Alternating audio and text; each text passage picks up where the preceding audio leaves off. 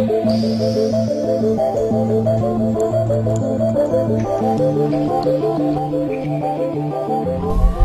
evening to everybody, thank you all for coming. It is a pleasure to be here, and I hope you will learn a lot of new things today that are well backed up by the latest scientific experiments. In order to make the most of this presentation, I would like to ask you to be both open-minded and skeptical, which is the only way we can build our own understanding. Before I start, I would like to thank 2K Club for inviting me here and allowing me to share this information with you, because it is this sharing of knowledge with others that inspires, fulfills and allows me to learn much more myself. I have finished a computing degree at the University of Plymouth with the Best Student Award. Now I'm doing PhD research in artificial intelligence on humanoid and Mars robots. In parallel, I also do research in nature of consciousness and its connection with the energy we perceive as matter. The research I do for my PhD is for an international project iTalk, and we are its coordinators. Many countries from all over the world are involved, such as Japan, USA, Italy, Denmark and Germany, and we work together to research how it could be possible to develop autonomous systems capable of learning actions and especially language.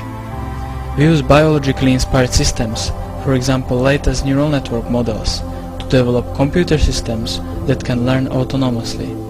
To learn autonomously in a similar manner as children do. For this research we use the latest model of an iCap humanoid robot, that is one of the most advanced robots in the world. In January I went to Italy to learn to assemble the hardware and use the communication software. In March this robot arrived in Plymouth, and we are using it for our experiments in action and language learning.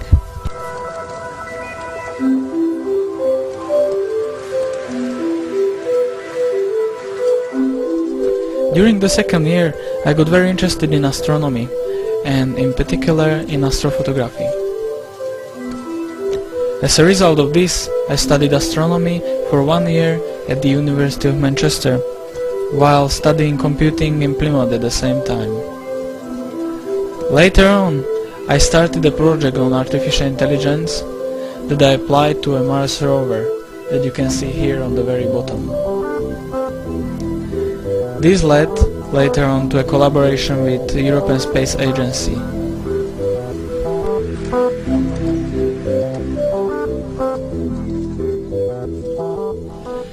First of all, I would like to thank the world-leading biologist Bruce Lipton, who is the author of this book, The Biology of Belief.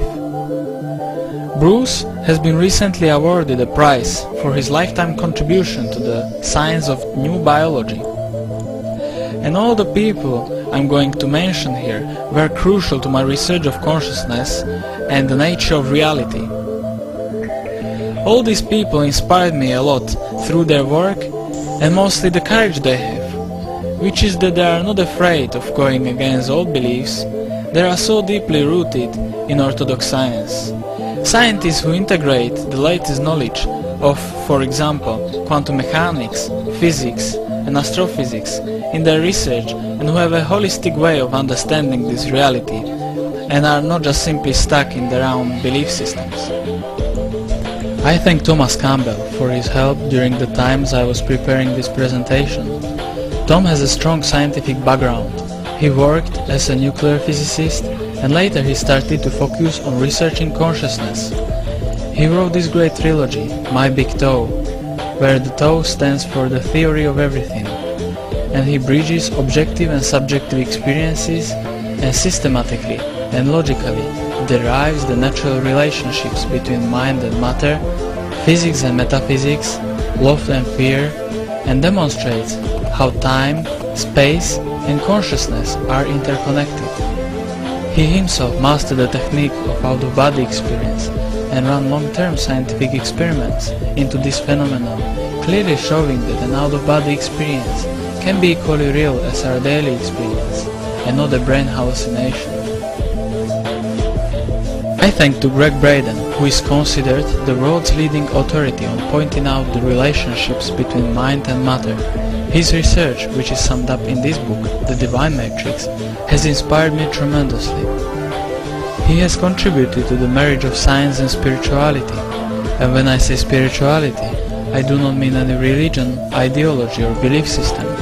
By spirituality, I mean a reality that is outside the current perception of most people. However, as we will see today, this perception is not impossible to alter, and this can be done by mastering our minds and emotions. Big thanks goes to Mark Hingston, who has been my very good friend since we first enrolled on the same computing course. Mark helped me to ask more questions and encouraged me to do more research into various topics that served as pieces of a puzzle.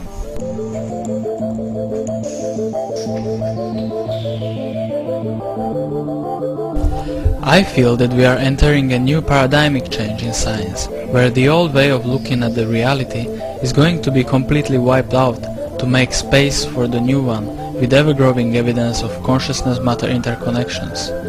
A paradigm where the subjective is fundamentally more real than the objective. More and more people and scientists are starting to feel this change and are starting to wake up and ask more questions.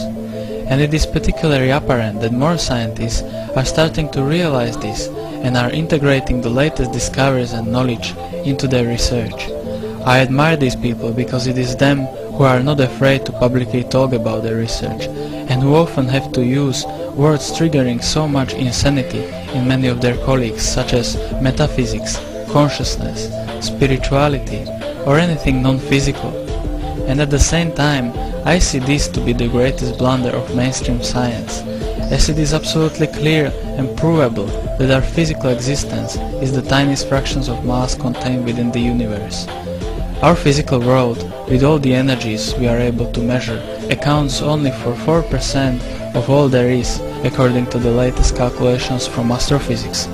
So with these tiniest fractions of 4% understanding, we are trying to define this world as the only reality apparently made of solid matter, which is not solid at all, as I'm going to show you today. Before I start showing you the experimental evidence, let's have a look at a brief overview of the scientific progress over the last several hundred years. First we thought the Earth was flat. Then it wasn't.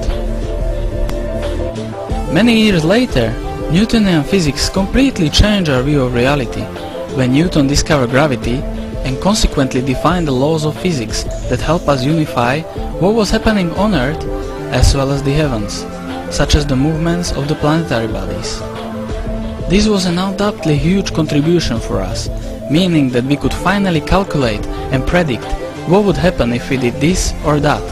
For example, to calculate the trajectories of satellites and spacecrafts to distant planets. Newton described the world as a kind of mechanical clock. However, this perception of reality was buried a long time ago with the arrival of the theory of relativity, quantum mechanics and others. It is an unfortunate fact that most people, and especially scientists, see the world through Newtonian glasses. James Clerk Maxwell, who merged the forces of electricity and magnetism into a single force, today known as electromagnetism, defined the field theory. This brought a change to our perception of reality again, as the events in the world were no longer disconnected from each other. And this time, one event has an effect on the other, and therefore these events are somehow interconnected via energy fields that fill the entire space. Quantum theory is the most successful scientific theory in the history of science that has forever changed our view of reality. It has been subjected to the most rigorous testing and outrageous domains. For example, in the 1930s, Einstein, being puzzled by the quantum theory, proposed an experiment that temporarily disproved the theory, as it implied that if the quantum theory is right, then all the particles must be entangled and somehow interconnected.